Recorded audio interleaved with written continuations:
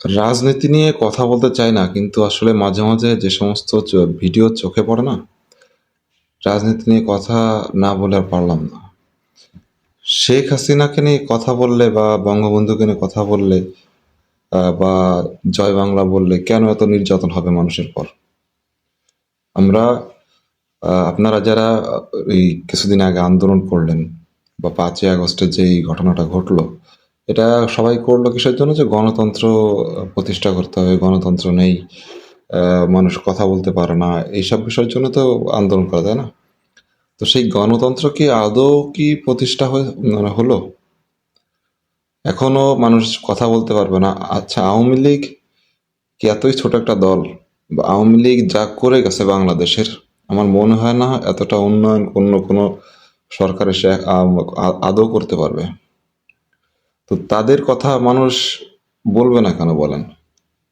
তারা যে উন্নয়নমূলক কাজগুলো করছে, আপনি যতই চেষ্টা করেন ঠেকাইতে পারবে না মানুষকে। কারণ পরতে পরতে যেইখানে যাবেন সেইখানে শেখ হাসিনার উন্নয়নের ধারা আপনি দেখতে পারবেন, বা সে যে উন্নয়নগুলো করছে সেটা মানুষ বলবেই। যতই চেষ্টা করেন ঠেকাইতে পারবেন না। আপনারা নতুনভাবে ক্ষমতায় আসছেন, আপনারা চেষ্টা করবেন যে গত সরকার যা করে গেছে তার থেকে ভালো কিছু করার জন্য। তো আপনারা সেটা না করে আপনারা পড়ে আছেন হচ্ছে আওয়ামী লীগকে কীভাবে ধ্বংস করা যায় বা নিশ্চিহ্ন করা যায়। আপনারা পড়ে আছেন শুধু আওয়ামী লীগকে নিয়ে। এই 1.5 বছরে আপনারা কি উন্নয়ন করছেন বাংলাদেশের? যে সমস্ত উন্নয়নের বা উন্নয়নমূলক কাজগুলো ছিল সেগুলো আপনারা বন্ধ করে রাখছেন।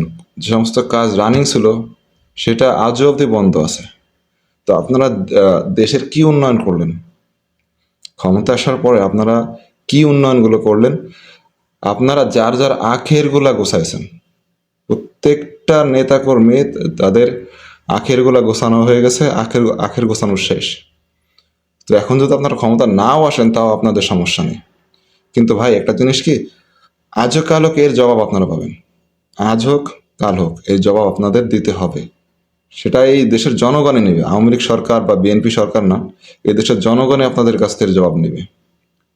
তো ভালো কিছু করার চেষ্টা করেন, মানুষের ক্ষতি করার চেষ্টা করেন না।